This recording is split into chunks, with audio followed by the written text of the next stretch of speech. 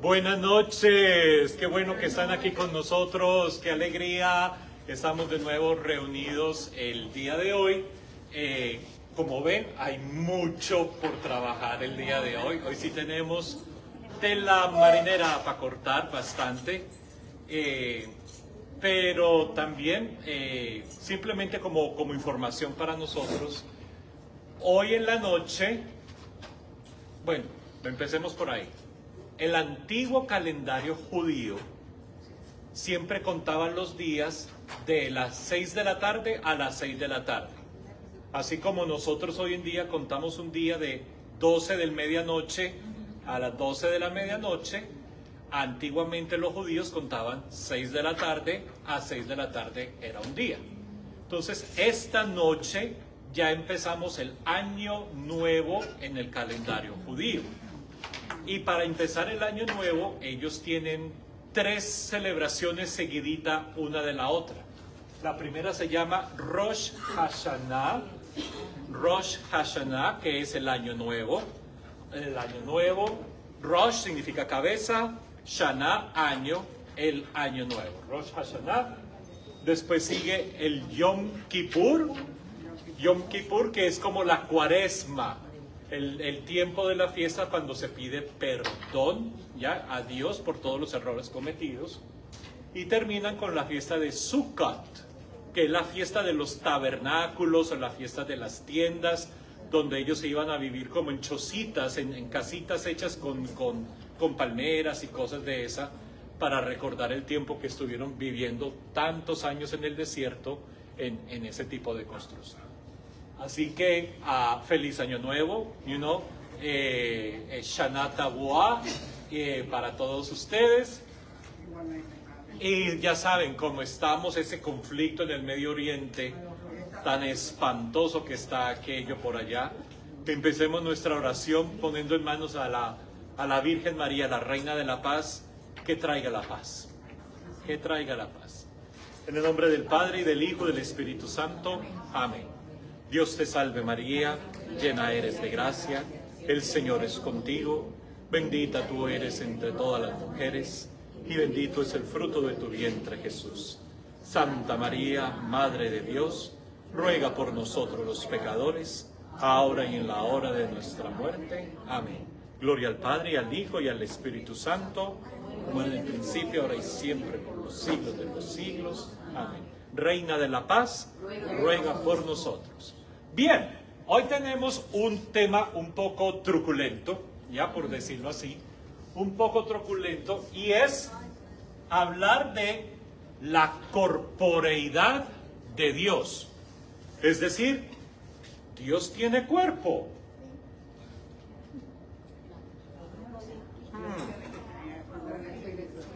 Dios tiene cuerpo, porque si uno dice, momentico, sí. Si Dios habla, tiene que tener una boca. ¿Y Dios es hombre o mujer? Ya, y si Dios nos ve, tiene que tener ojos, ¿no? Y si Dios nos toma de la mano, y si Dios viene a caminar en medio de nosotros, entonces pongámonos a pensar, ¿será que Dios tiene cuerpo? Porque lo gracioso es, cuando tú lees el Evangelio de Juan, capítulo 4, versículo 24, Jesús dice, Dios es espíritu. Y los verdaderos adoradores adorarán a Dios en espíritu y verdad. Y entonces, y hoy, miércoles, hoy es 2 de octubre, estamos recordando en la iglesia a los ángeles custodios, los santos ángeles, ángel de mi guarda, mi dulce compañía.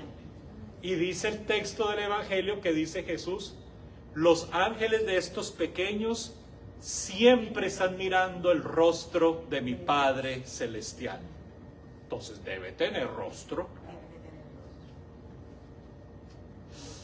Entonces, ¿es espíritu o tiene cuerpo, Diosito? Bueno, como ser poderoso puede tener los dos. Pues vamos a estudiar a ver qué cosa es canto. ¿Por qué lado más que en las iguanas? Porque cuando habla, yo miro los videos de la gente que se murieron Sí. por un tiempo. Dice que van a un lugar y que no tienen brazos ni piernas, pero pueden caminar y van y ven todo. Y no tienen ojos, pero lo ven y, Claro. oyen una voz que les dice.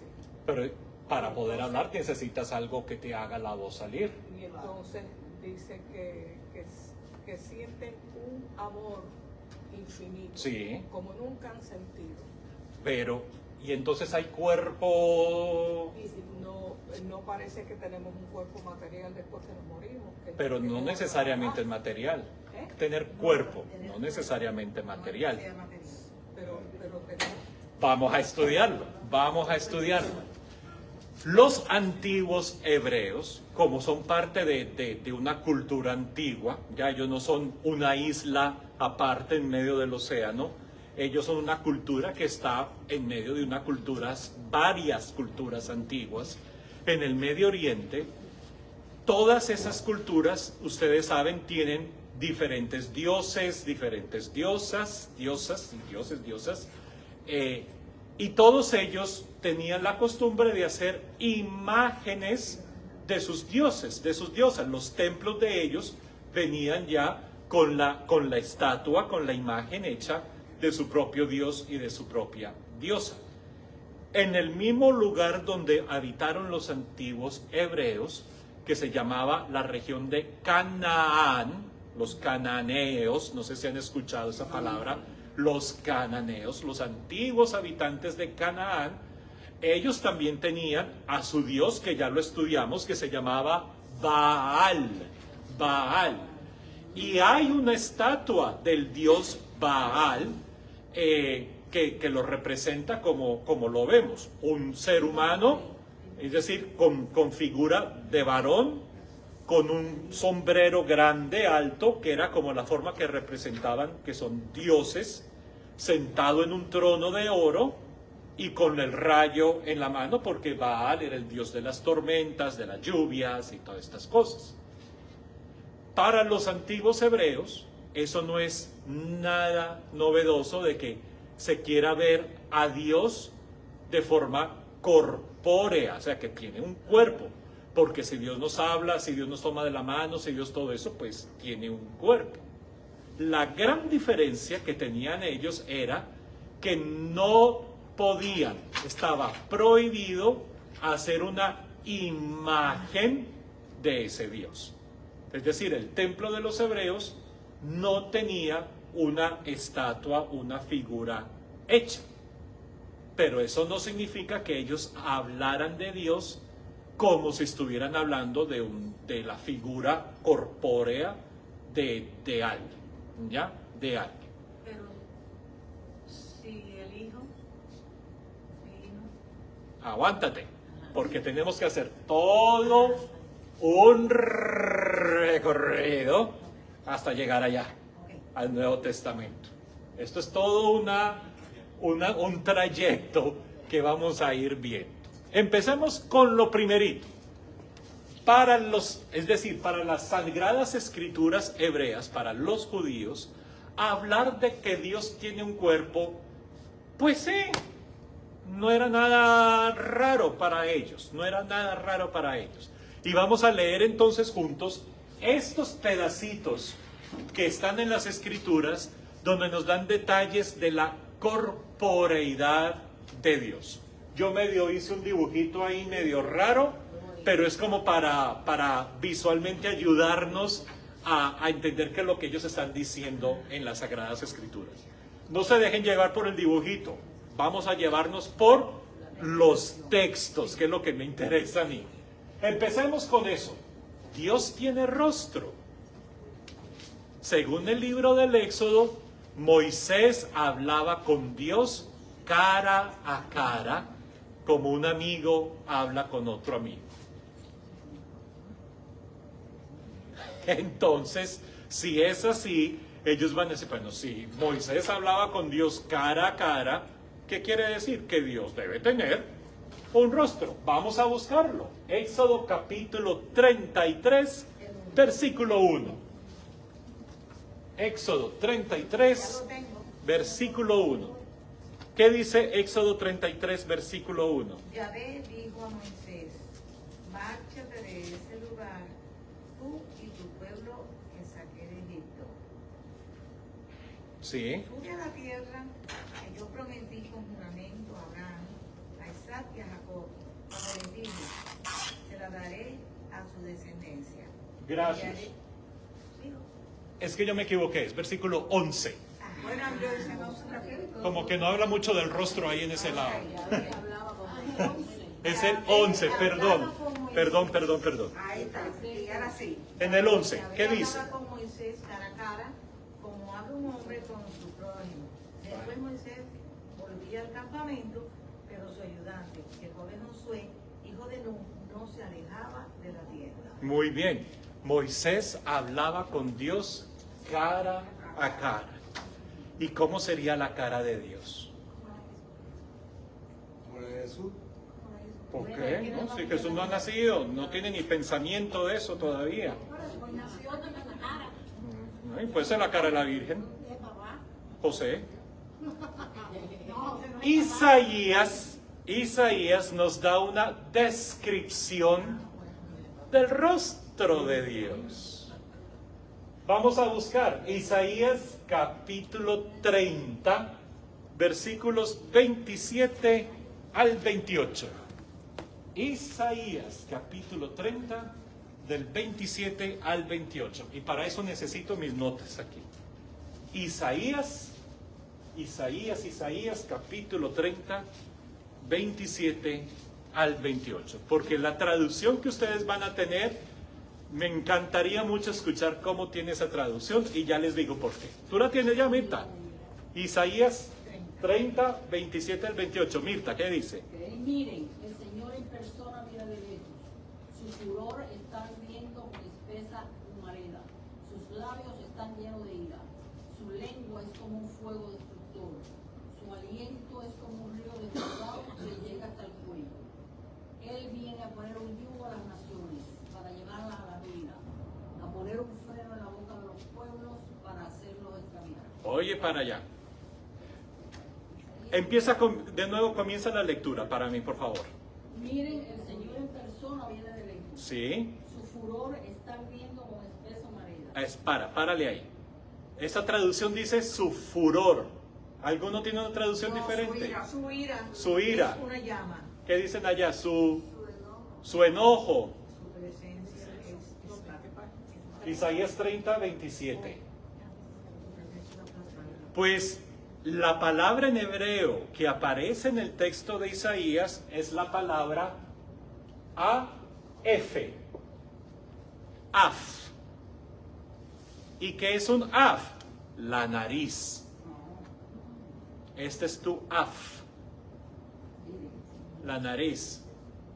Entonces ahora cambia furor por nariz y léeme el texto otra vez. Mira que el Señor viene de lejos. El Señor en persona viene de lejos. Su nariz está ardiendo con espesa humareda. Oye, vaya. O sea que ¿qué sale de la nariz de Dios? Humareda. ¡Ja! Y los labios se dice zafa. ¿Y cómo están los labios de Dios? Llenos de furor. ¿Ya? Y la lengua se dice Como fuego de oro. lashon. O sea que como es la nariz, los labios y la lengua de Dios. Y lashon. La nariz, los labios y la lengua de Dios. Léelo todo cambiando las palabras. Mira que el Señor, En persona viene de lejos. nariz Su nariz está ardiendo con espesa humareda. ardiendo con humareda, con humo. Sus labios están llenos de ira. de ira. Bueno, aquí dice su lengua. Su boca es como fuego destructor. La boca es la lengua. La lengua es Se devora. fuego destructor. O sea, que es que sale de la nariz y de la boca de Dios. Fuego. Fuego. Fuego, fuego, que vengan los bomberos. Fuego, fuego. Por eso es que la zarza ardiente. Claro. No, es otra cosa totalmente diferente la zarza ardiente. Aquí en la Biblia dice, he aquí que El nombre de Dios, sí. El nombre de Dios, que es una forma bonita de decir Dios viene, pero sin decir directamente la persona de Dios. Pero sí, esa misma traducción significa. Entonces, esa imagen de que el rostro de Dios es como un abuelito, todo tierno, todo lindo, así con sus barbitas largas y todo apapachoso, para los hebreos, nanay, nanay. Es fuego y humo que salen de la nariz de Dios y de la boca de Dios, las cosas más impresionantes de este mundo. Por eso es que cuando dice que Moisés hablaba con Dios cara a cara, Pero cuando él habló con Dios también en la puerta. no, él hablaba cara a cara. Sí, pero o sea, salía una columna de humo. Ah, de la tienda del encuentro, sí. De la tienda del encuentro, sí. Sí. Y también dicen que Dios nos salvó con una mano poderosa, un brazo poderoso. Y siempre la derecha. La derecha es el brazo poderoso. ¿Ya? Vamos a ver. Brazo poderoso. Isaías, capítulo 41. Y alguien que busque Primera de Pedro, capítulo 5. ¿Tú tienes Isaías 41? Léeme Isaías 41. ¿Qué tiene Isaías 41? Versículo 10.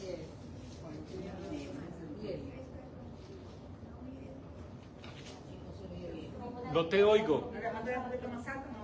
No temas que contigo estoy. Lee. No temas porque yo estoy contigo. No mires con desconfianza, porque yo soy tu Dios, y yo te doy fuerza. Yo soy tu auxilio y con mi diestra victoriosa. Con mi diestra victoriosa, es decir, con la mano derecha te doy ¿qué? La victoria. Es decir, la mano de Dios, la mano derecha es mano fuerte, victoriosa. Y Primera de Pedro, que también viene de tradición judía, primera carta del apóstol Pedro, capítulo 5, versículo 6. 49, 16 no vamos a leer. ¿Tú lo tienes? ¿Y 49, 16? Sí. Si lo tienes, no. Y si no, brincamos a Primera de Pedro.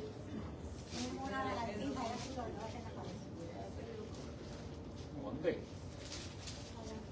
Primera de Pedro 5, 6. ¿Quién tiene Primera de Pedro? Yo tengo a 49. ¿Tú tienes Primera de Pedro 5, 6? Dilo. humíllese pues bajo la poderosa mano de Dios para que Él los levante a su ley. Muy bien. Humíllense bajo la mano poderosa de Dios para que Dios los levante también a ustedes.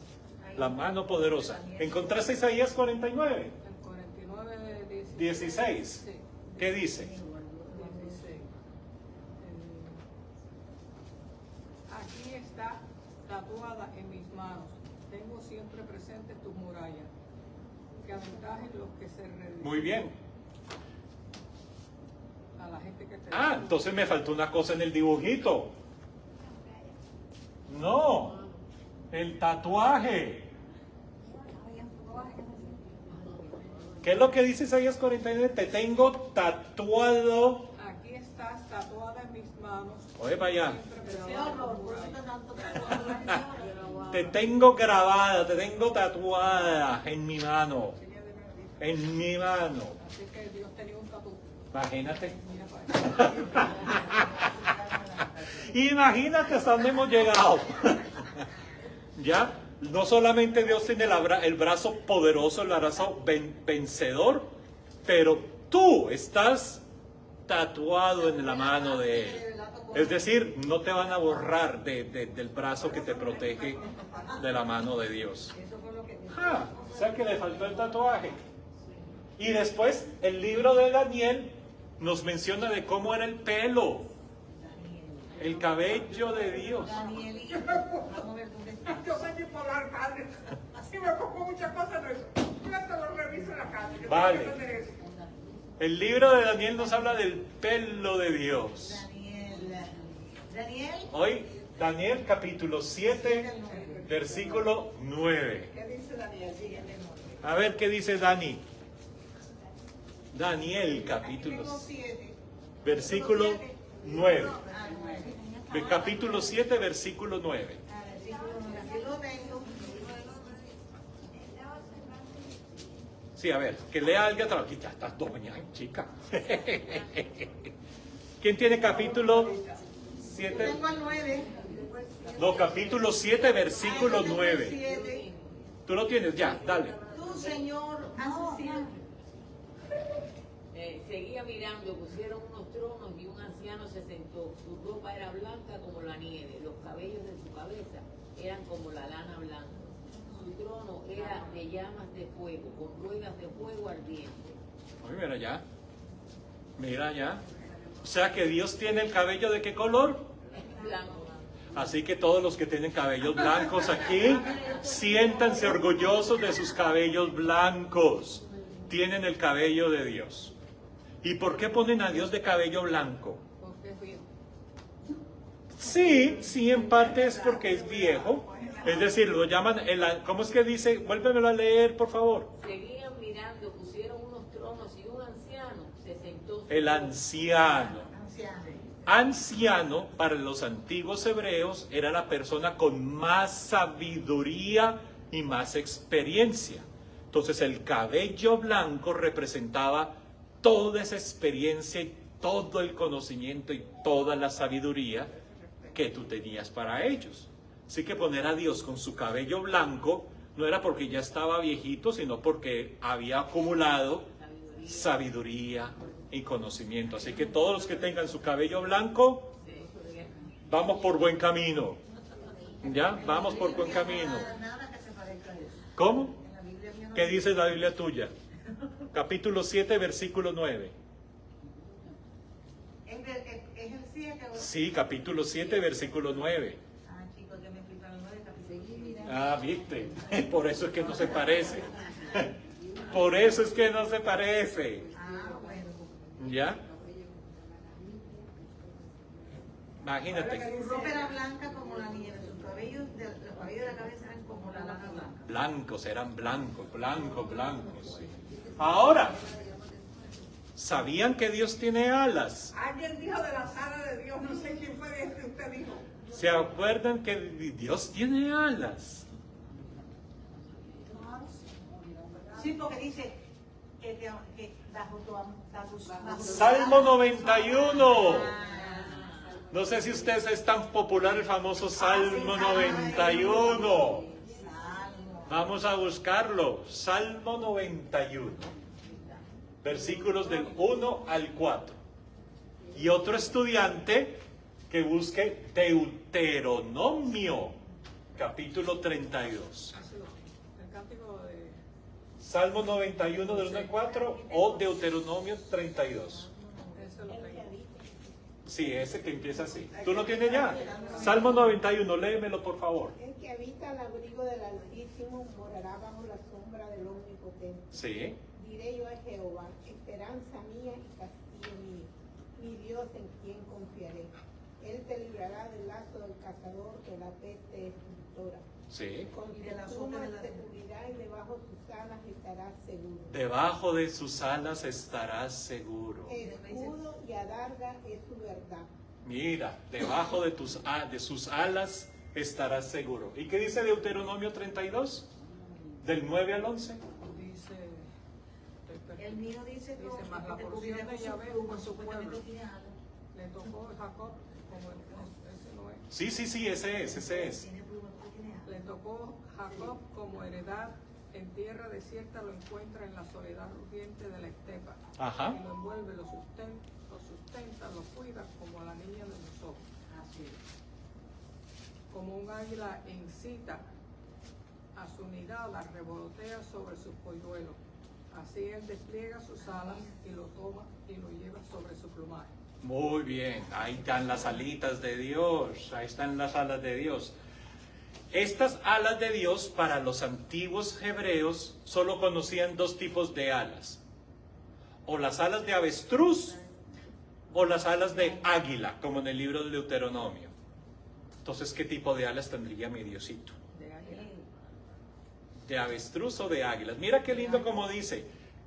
Dios encontró a Jacob, a los hebreos en el desierto, los trató como la niña de sus ojos, algo así, ¿no? Dice como un águila incita a su nidada. Sí. Tiene que ser águila.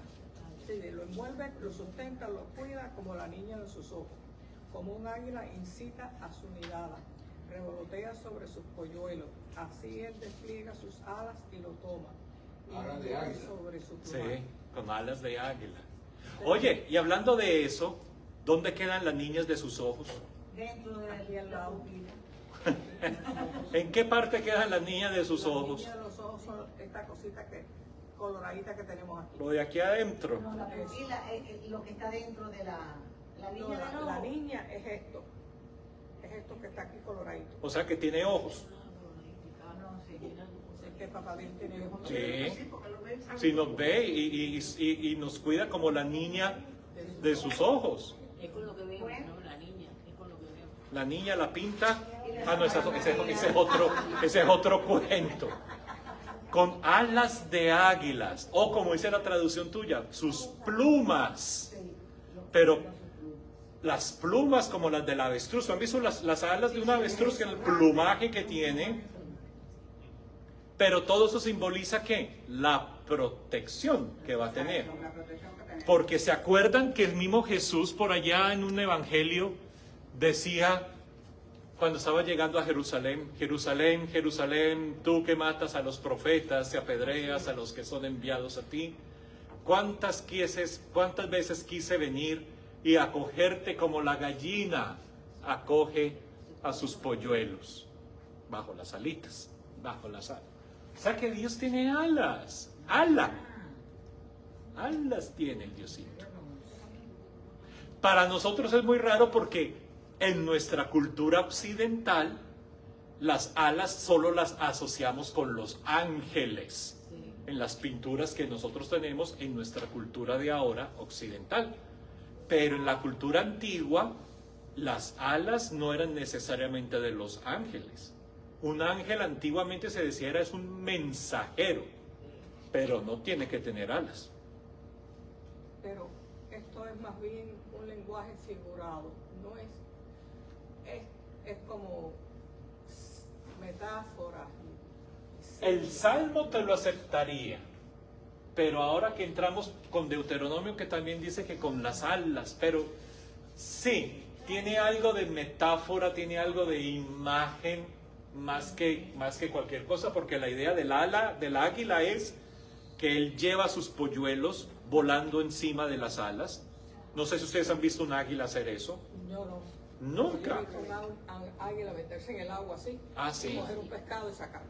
Para que cuando los pollitos del águila ya van a empezar a volar, lo que hace la mamá águila es que extiende las alas y los pollitos se encaraman aquí arriba y ella ¡mua!, se lanza para que el viento empiece los otros pollitos tienen que empezar a utilizar las alitas y ella se va y a ver quién sobreviva, muchachos. Sí, pero esa es la forma como dice, como el águila que incita a sus polluelos a volar.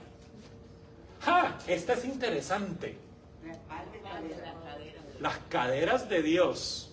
Ahí se los escribí para ponérselo bonito. Pero ya les voy a explicar por qué. Vamos a buscar Éxodo capítulo 33 y el profeta Ezequiel capítulo 1. Éxodo 33 y Ezequiel capítulo 1. Éxodo 33, capítulos del 22 al 23, y otro estudiante que encuentre Ezequiel, el profeta Ezequiel, capítulo 1, versículo 27. Yo tengo Ezequiel. Tú tienes Ezequiel. Bueno, No 23. vamos a Ezequiel capítulo 1, versículo No me va a 26. salir como, según A ver, Éxodo. al pasar mi gloria, te pondré en el hueco de la roca. ¿eso es Ezequiel? No, No, dice Éxodo. Ah, Éxodo. Éxodo. Ya, dame Éxodo. Éxodo 33. Al pasar mi gloria, te pondré en el hueco de la roca. Sí. Te cubriré con mis manos hasta que yo haya pasado. Después sacaré mis manos. Sigue. Tú entonces verás mi espalda, pero mi rostro no se puede ver.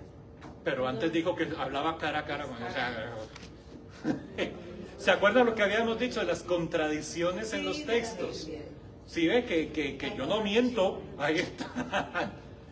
Le dice Dios a Moisés que él lo va a dejar ver solamente su espalda, la espalda de Dios. Y la espalda en hebreo, por eso tengo mis notas aquí, se dice Acor. Acor.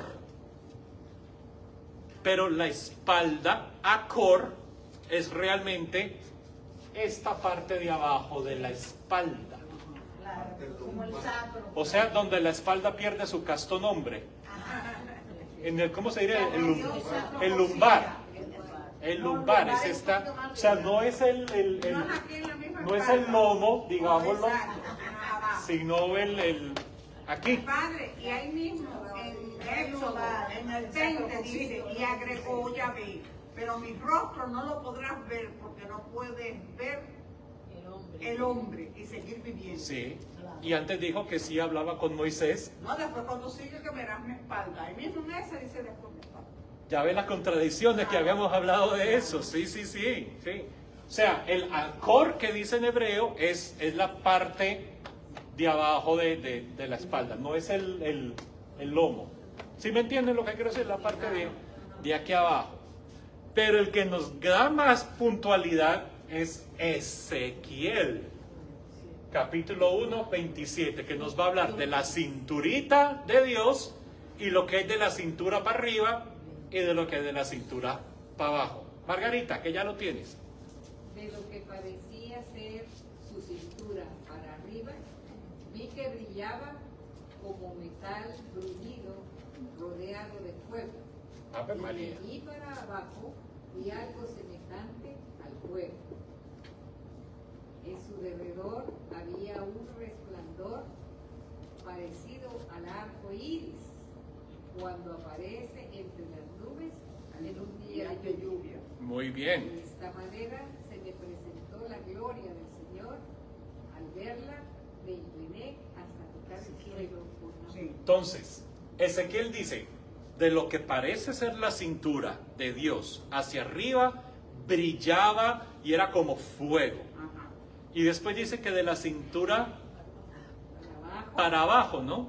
Sí, y algo semejante al fuego. Eso de para abajo es una traducción muy bien, ¿cómo se dice? Políticamente bien presentada, correcta,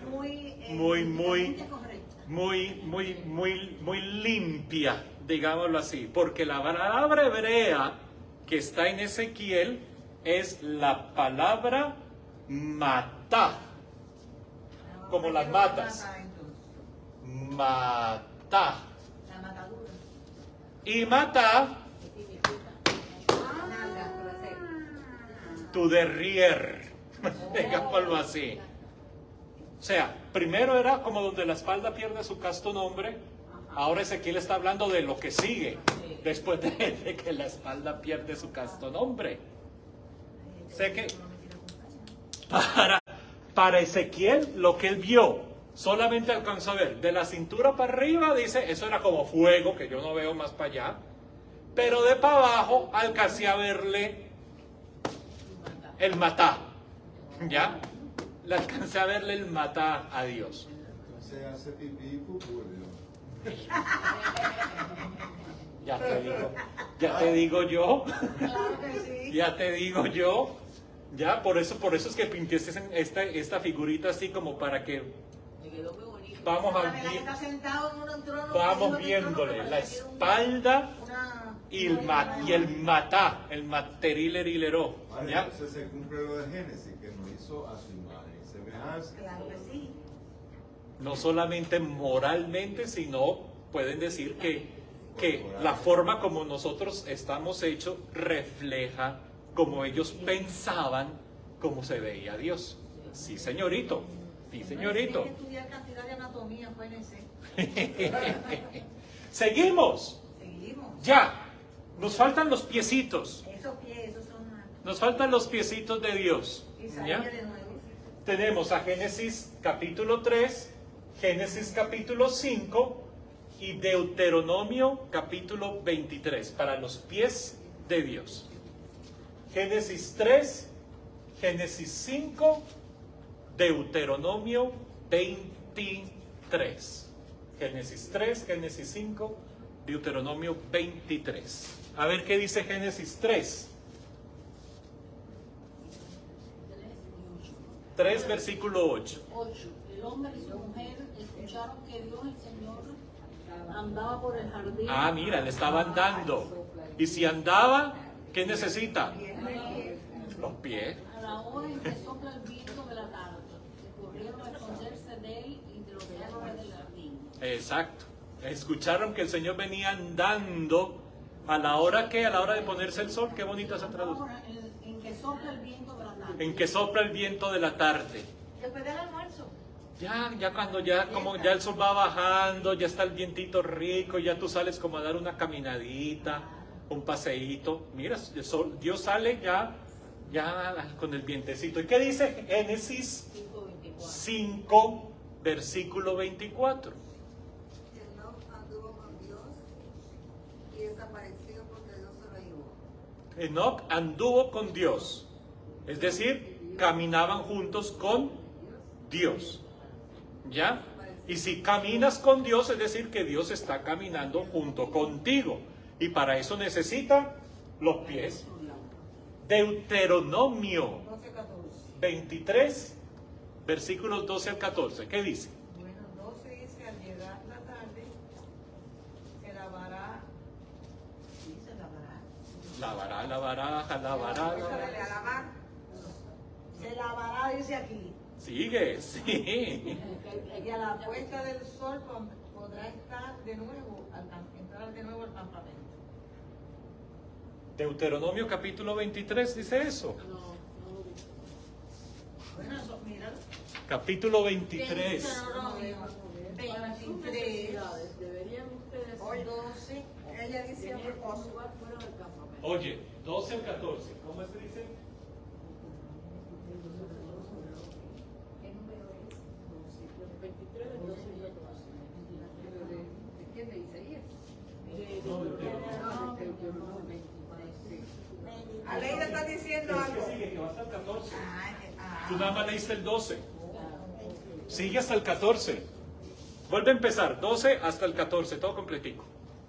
Al llegar la tarde se lavará y a la puesta del sol podrá entrar de nuevo al campamento.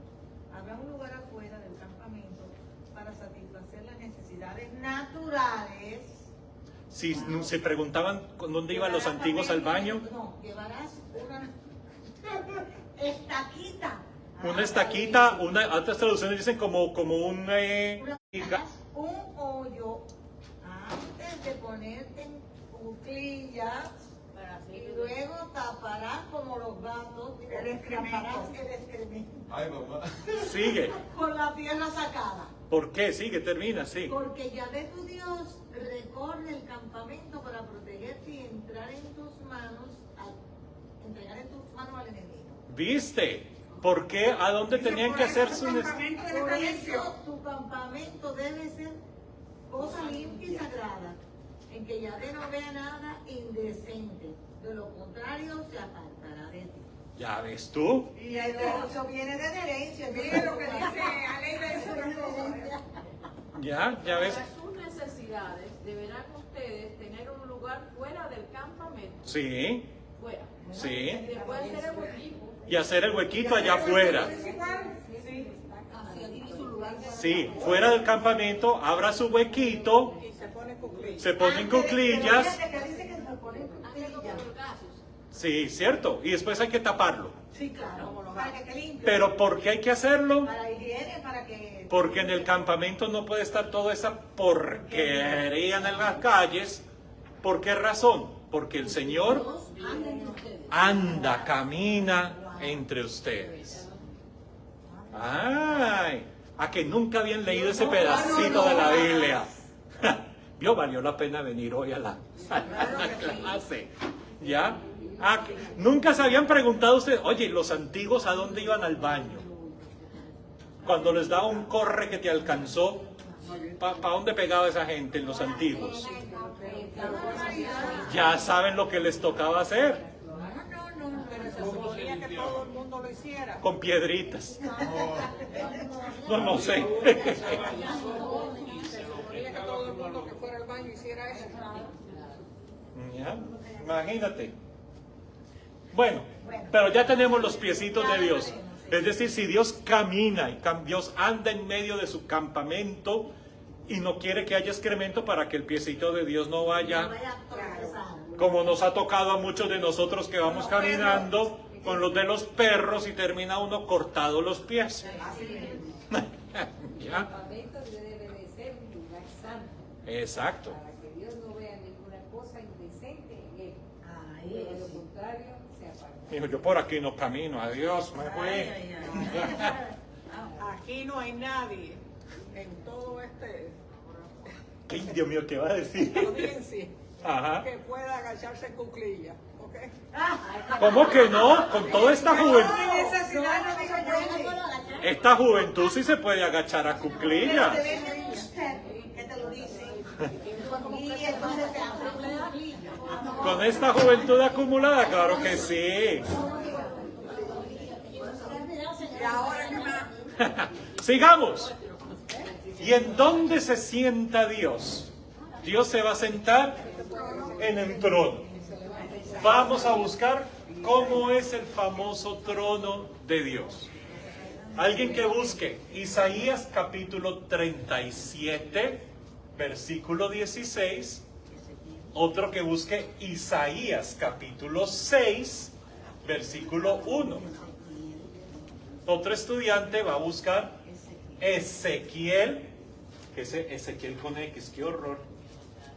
Ezequiel 47, versículo 3. Alguien que busque Primera de Crónicas, capítulo 28. Y finalmente, Apocalipsis, capítulo 4. Apocalipsis, capítulo 4. Vamos a ver de qué se trata el famoso trono de Dios, donde Dios se sienta. Isaías 37, 16. Isaías 6, versículo 1. Ezequiel 47, versículo 3. Primera de Crónicas 28, versículo 2. Y Apocalipsis 4, 23. Hoy sí los puse a trabajar. No, pero es mejor. Así uno lo puede después memorizar para casa. ¿Cuál tienes tú? Isaías 16. ¿Isaías 16? No tenemos Isaías 16. 17, 16. Isaías 37, 16, ¿lo tienes? Sí. ¿Qué dice Isaías 37, 16? Jehová de los ejércitos, Ajá. Dios de Israel, que mora entre los querubines, solo tú eres Dios de todos los reinos de la tierra. Muy bien. Tú hiciste los cielos y la tierra. Muy bien. La traducción tuya dice que mora, que habita. No sé si hay alguna otra traducción. Lo que pasa es que la palabra en hebreo, la palabra hebreo es Yasha.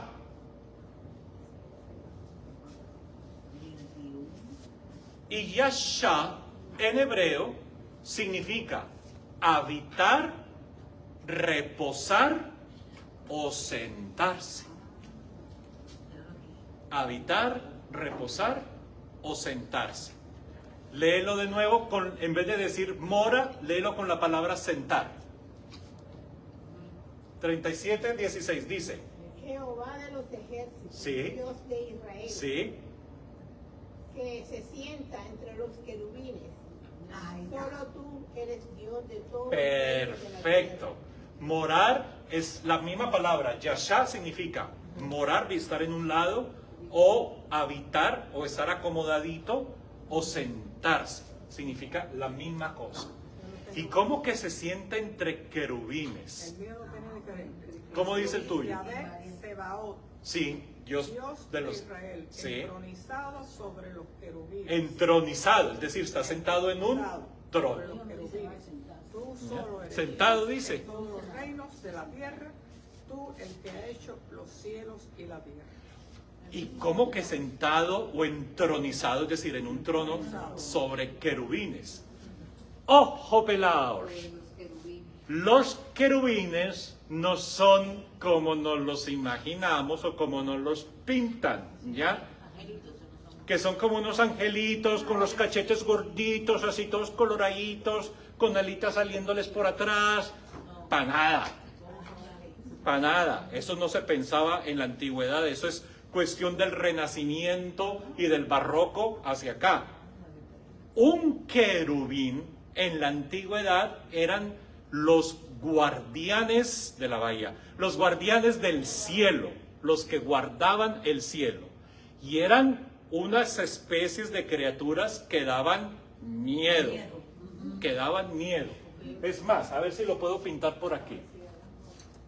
Un querubín usualmente tiene cara de ser humano, su gorro alto porque es una divinidad, cara de ser humano, ¿y el cuerpo? tiene cuerpo de león, más o menos. Supongamos que esto es un león. Y alas Ah, sí. Sí, de sí. águila. Sí. Pero ahora entonces le pusieron la cara en vez de viejo feo, bonito, un bebé, la salita y le quitaron las patas esas. Esos son los querubines. Cara de un ser humano, con cuerpo de león y alas de águila o de los que tú quieras. Esos son uno de los dibujos egipcios, jeroglíficos de eso. No, son mesopotamios. Mesopotamia. Hay otros que los colocan en vez de cuerpo de león con cuerpo de vaca, para que sean fuertes y robustos. Y siempre se hacían los querubines o a la entrada de las ciudades, se quedaban así como vigilantes. A la entrada del templo ponían los querubines, y obviamente para el Dios de Israel, ¿quién nos va a proteger al Dios de Israel? Los querubines. ¿Dónde está Yashá sentado? ¿Dónde mora? ¿Dónde se sienta? ¿Se entrona Dios? Encima de los querubines. ¿Qué quiere decir? Que el trono de Dios está hecho de querubines, de estos monstruos protectores, digámoslo así. ¿Y qué dice Isaías capítulo 6, versículo 1? ¿Lo tienes ahí, los querubines? Ahí está. Sí. 6 capítulo 1. El año en que murió el rey Usías, Sí.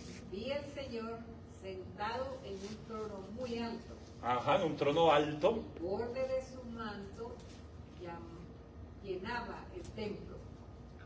Unos seres como de fuego estaban por encima de él. Ya, parémosle ahí. El Señor está sentado en un trono muy alto y el borde del manto, esto nada más, llenaba el templo.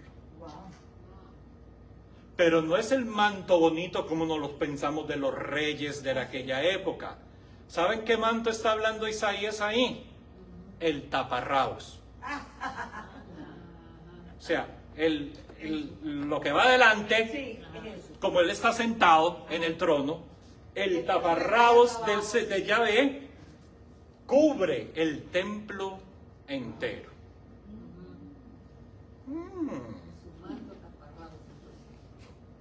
¿Y qué dice don Ezequiel?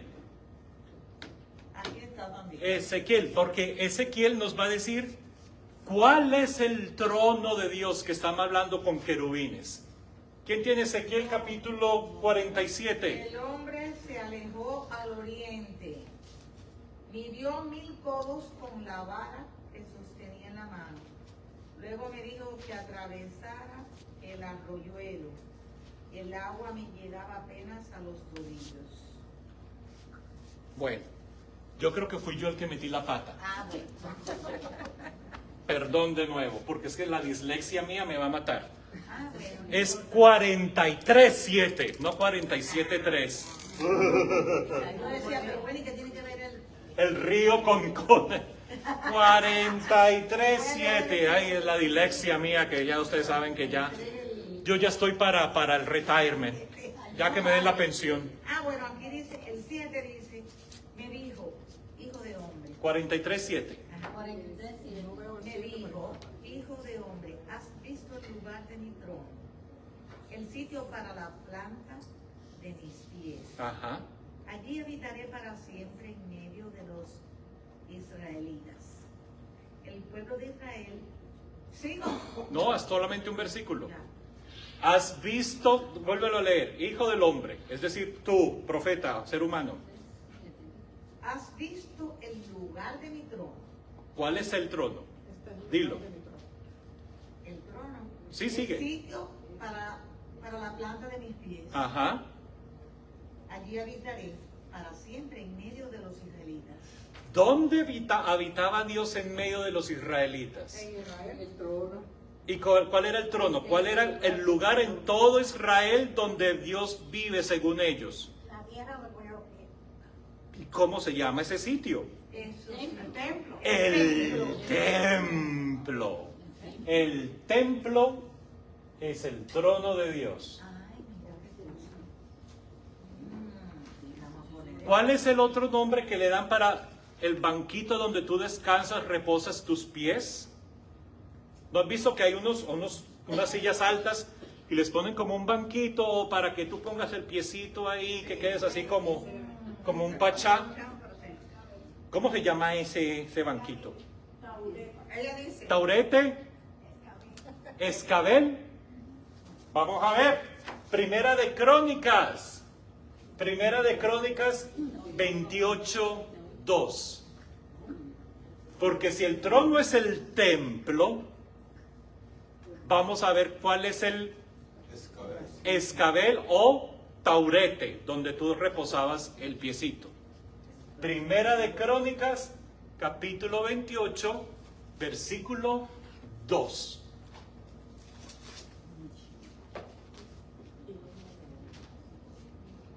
Hoy sí están de... Pero está muy buena la clase, padre. Crónica, Primero de Crónicas, capítulo 28, primera. versículo 2.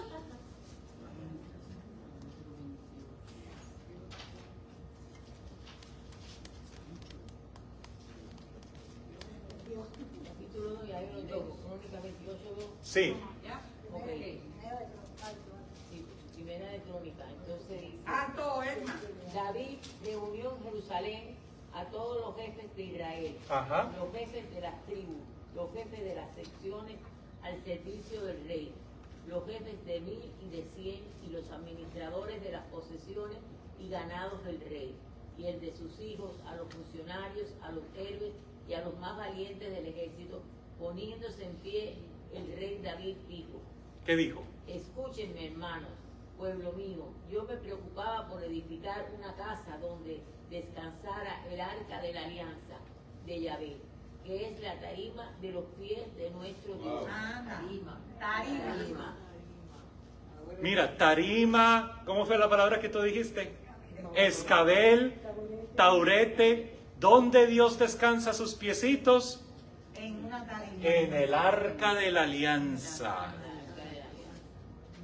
¿Se acuerdan que en el templo de Jerusalén pusieron dentro el arca de la alianza donde estaban las 2 tablas de la ley de Moisés, el maná y todo eso?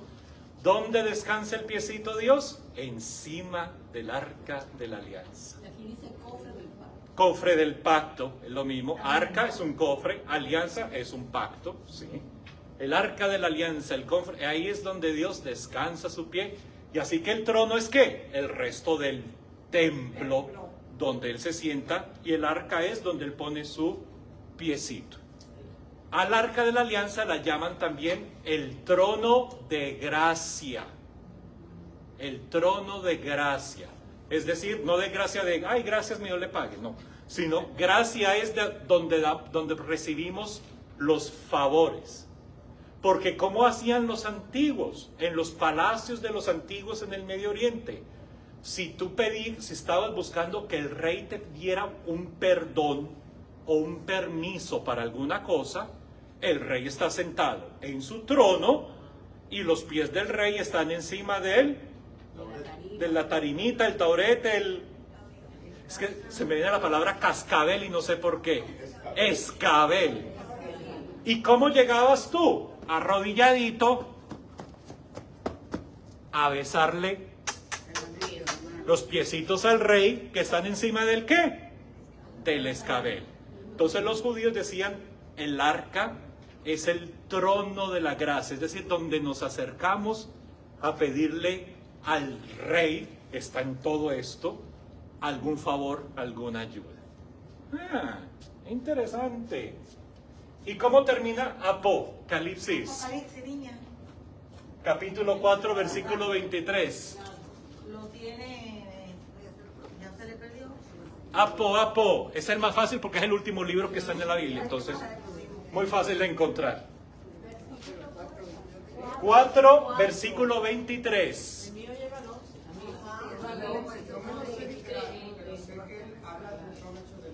Ok, vamos a escuchar cómo dice el texto exacto, pero sí, va por ahí. Sí, señor. Porque yo ya tengo el 11, el mío el 11 también. Capítulo 4, versículo 23. Virgen del Carmen, ¿cómo así?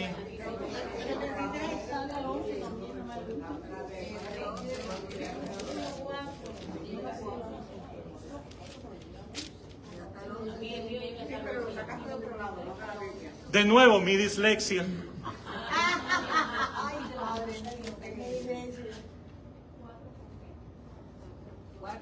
Del 2 al 3. Es que como escribo tan pequeño en mis notas, se me... Ahora sí, perdón. Era capítulo 4 del 2 al 3.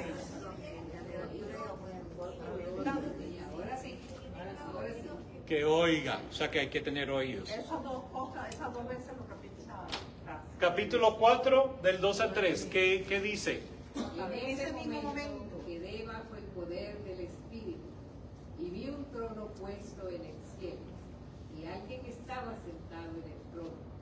El que estaba sentado en el trono tenía el aspecto de una piedra de jaspe o de cornalina, y alrededor del trono había un arco iris que brillaba como una esmeralda. Muy bien, gracias. Lo mismo que decía Daniel aparece en Apocalipsis. El libro del Apocalipsis copió mucho del libro de Daniel.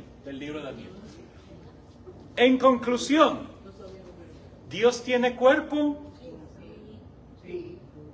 Para los antiguos hebreos lo tenía. ¿Cuál era la diferencia? Se nos está prohibido hacer una imagen del Dios.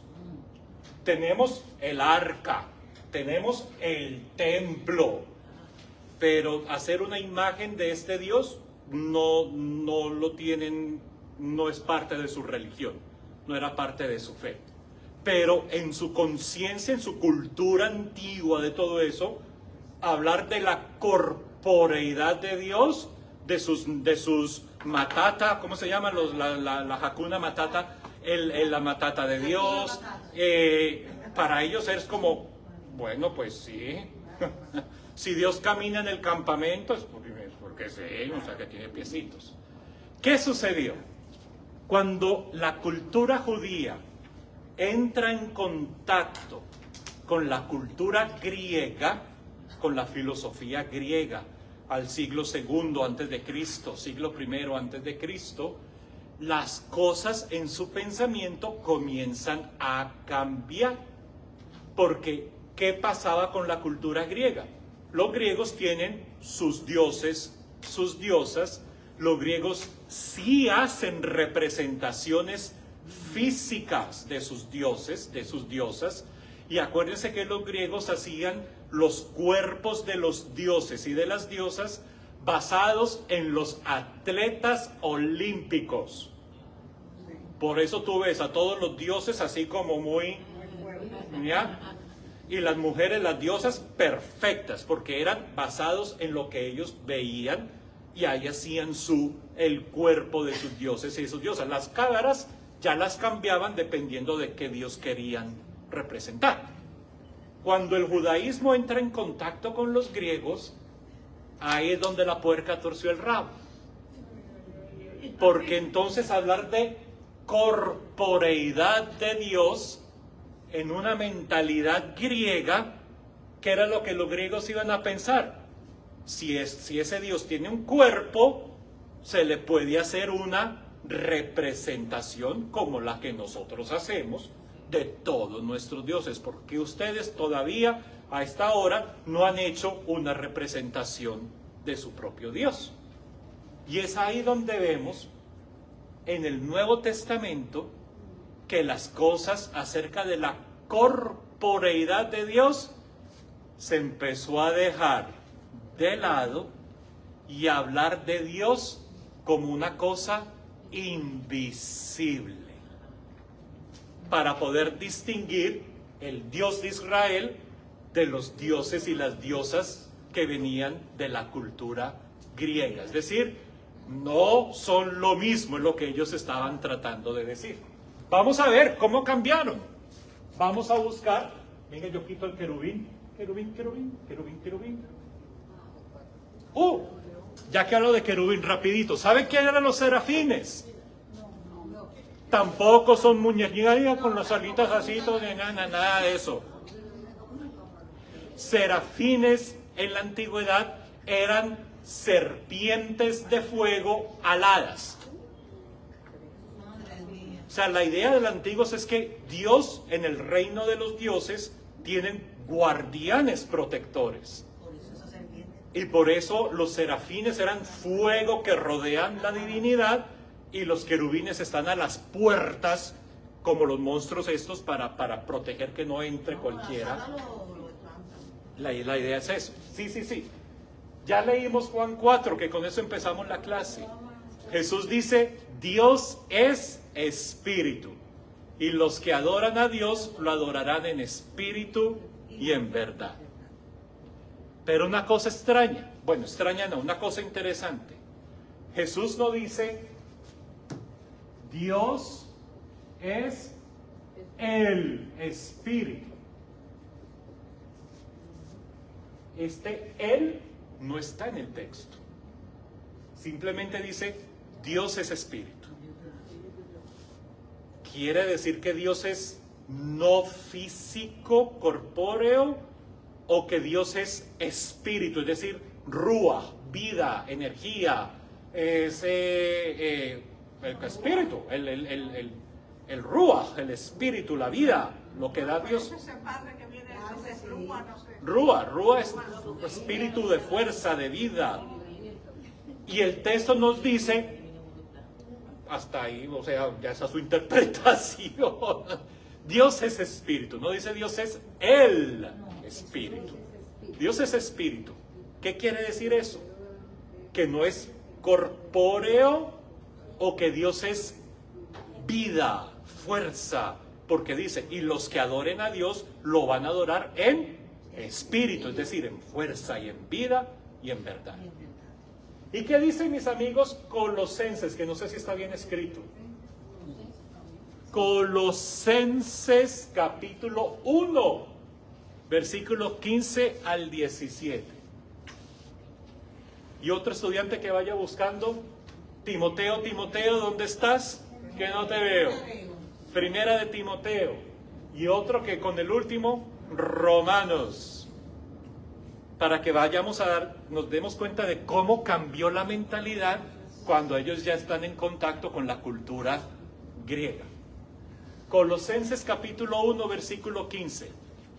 Otro que encuentre, Primera de Timoteo, capítulo 1.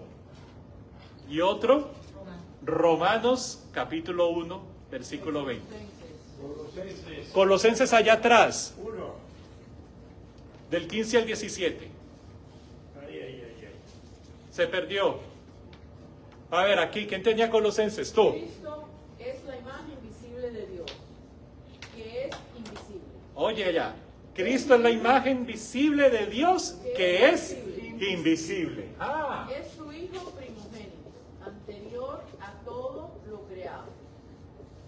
En él Dios creó todo lo que hay en el cielo y en la tierra, tanto lo visible como lo invisible. muy bien. Así como los seres espirituales que tienen dominio, autoridad y poder. Todo fue creado por Poder. medio de él y para él. Muchas gracias. ¿Ya? Hasta ahí está muy bien, perfecto. ¿Qué dice Colosenses? Cristo es la imagen visible del Dios invisible. Y como ustedes son buenos griegos, ¿cómo se dice imagen en griego? Ícono. Ícono. Ícono. Un ícono es una imagen y por eso las iglesias cristianas utilizan mucho esa expresión. Un ícono es una imagen que refleja el mundo espiritual. Y por eso los íconos no son pinturas realistas, como imitando la realidad humana, sino que son imágenes que tienen más expresión espiritual que real. Les doy un ejemplo. Cuando vayan a ver un ícono alguna vez, normalmente en las pinturas que hacemos normales, alrededor de los ojos hay sombra y los pintan con sombra alrededor de los ojos porque los ojos están metidos para adentro, ¿no? En los íconos, todo alrededor de los ojos es iluminado. ¿Por qué? Porque es que la luz viene de adentro hacia afuera. Son un reflejo del mundo espiritual. Por eso las narices son largas en los íconos, las boquitas son chiquitas, ¿ya? Las orejotas grandotas, los ojos inmensos. Todo está hecho como para representar el camino espiritual. Y dice Colosenses, Cristo es el ícono, el que nos hace físicamente ver al Dios que es invisible. Pero mira cómo ya hemos cambiado. Moisés hablaba cara a cara, Dios caminaba con sus piecitos por el campamento, ahora es invisible. ¿Qué dice Primera Timoteo? Primera Timoteo, allá. Al Rey de los siglos, al Dios único que vive más allá de lo que parece y de lo que se ve, a él el honor y la gloria por los siglos. ¿Cómo es? Léelo, al Dios, Al Rey de los siglos, el Rey de los siglos, único que vive más allá de lo que parece y de lo que se ve. ¿Alguna otra traducción por ahí? No. Al Dios que está más allá de lo que se ve. Más allá de lo que se ve. Al Dios invisible. En esta aplicación que yo tengo dice al Dios único que vive más allá del tiempo Ok, y después. y de lo que se ve. Ahí está. Tiene las dos. Sí, el que está más allá de lo que se ve, es decir, no lo podemos ver. Y finalmente, Pablo a los Romanos. Romanos capítulo 1 al 20, se nos fue el tiempo ya. No, pero tú eres muy buena. Romanos 1 al 20. Pues lo invisible de Dios se puede llegar a conocer si se reflexiona en lo que Él ha hecho. Claro que sí. Sí. En efecto, desde que el mundo fue creado, claramente se ha podido ver que Él es Dios y que su poder nunca tendrá fin. Por eso los malvados no tienen disciplina. Exactamente, dice Pablo que aunque no podían ver a Dios, en la retórica de Pablo dice, todo lo que existe, la creación, nos habla de ese Dios que no se ve, pero que si tú le prestas atención a la creación y la estudias, te das cuenta que detrás de todo esto tiene que haber algo, en la retórica que utiliza Pablo. Así que mis queridos compatriotas y compatriotos, es que como hay que ser inclusive para eso, compatriotas y compatriotos, Ni me diga de eso nada. ¿qué hacemos? ¿Dejamos a Dios con cuerpo? ¿O lo dejamos invisible que nadie lo puede ver? Invisible que nadie lo puede ver. Invisible no lo vemos, pero lo sentimos. Y camina con nosotros y estamos en nos la... pone las alas y nos tiene tatuados en su brazo, ¿ya? Padre, mi hijo a los 8 años, Sí. yo le pregunté ¿cómo tú crees que es Dios? Y ¿Qué? él me dice, detrás de esta camisa hay un hacedor. Detrás de mis zapatos hay un hacedor. Hay un hacedor. El que lo hace. Claro, sí, sí. Detrás de esa silla hay alguien que lo hizo. ¿Cómo me voy a creer? Me dice que detrás de todo este mundo hay alguien que lo hizo. A los 8 años me dice eso. Y tendría espalda. Y tenía matata. El miércoles entrante vamos a tener otro curso. Y si Dios quiere vamos a hablar de esas exageraciones y esos dichos de la antigüedad. Para ver cómo en la Biblia poéticamente se exagera un poquito, ¿ya? Un poquito. Como dice ahí, que tienen más dientes que una pelea de perros. Vamos a ver en la Biblia todas esas exageraciones el miércoles entrante con la ayuda de Dios. Feliz noche, muchas gracias. Que estén muy bien. Chao, chao, chao.